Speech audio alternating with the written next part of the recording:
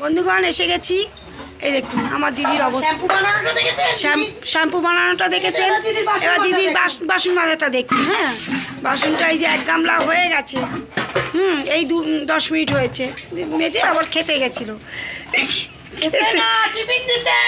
ওই একই হলো, টিফিন দিয়েছে, দিয়ে এবার চা পরোটা টটা দিয়ে এবার আবার এই যে শুরু হয়ে গেছে টিফিনের বাসন, আবার দুপুরের বাসন মাজা হয়ে গেছে।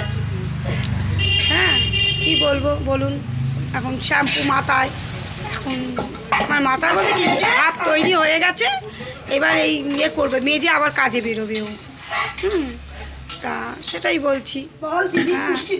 পুষ্টিতেই বাসন মাজাটা লেখা আছে, আর কিছু করার নেই।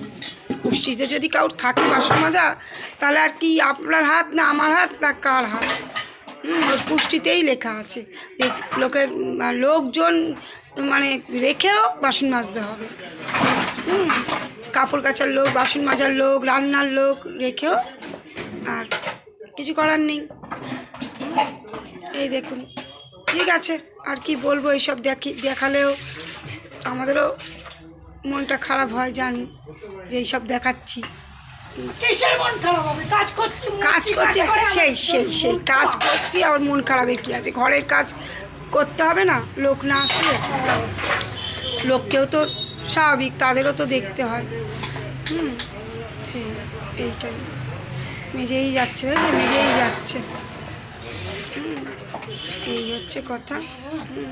ঠিক আছে বন্ধুগণ, আসছি।